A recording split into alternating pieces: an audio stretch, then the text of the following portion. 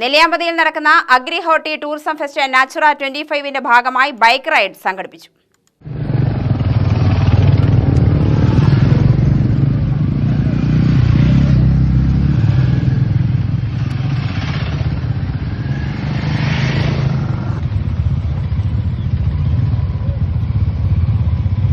Nelliyampathy government orange and vegetable ഫാമിൽ വെച്ച് farm superintendent Sajid Ali ride ഉദ്ഘാടനം ചെയ്തു. വിവിധ ജില്ലകളിൽ നിന്നുള്ള 50ഓളം റൈഡർമാരാണ് റൈഡിൽ പങ്കെടുത്തത്. Kerala price board chairman P Rajasekharan ആശംസകൾ അറിയിച്ചു. കൃഷി അസിസ്റ്റന്റുമാരായ നാരായണൻകുട്ടി, മഹേഷ്, മറ്റു ഫാം സംഘടനാ നേതാക്കൾ എന്നിവർ പരിപാടിയിൽ പങ്കെടുത്തു.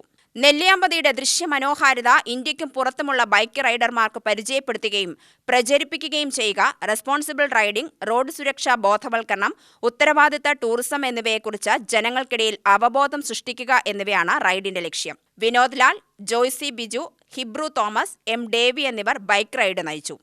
പല ഭാഗങ്ങളിലായിട്ട് പരന്നു കിടക്കുന്ന ഭൂമിയുടെ സൗന്ദര്യം ആസ്വദിക്കാൻ വേണ്ടിയിട്ടാണ്. അപ്പോൾ ഇത്രയും റൈഡേഴ്സിന് ഒന്നിച്ച് ഈ ഫാമിൽ വന്ന് ആദ്യം തന്നെ നമുക്ക് ഒത്തുകൂടാൻ സാധിച്ചതിൽ ഒത്തിരി സന്തോഷമുണ്ട്.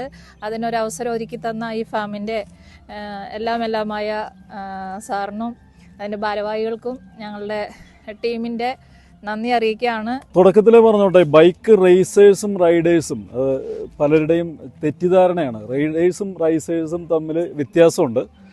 ഞങ്ങൾ റേസിംഗ് നടത്തുന്ന ആളുകളല്ല, റൈഡേഴ്സാണ്.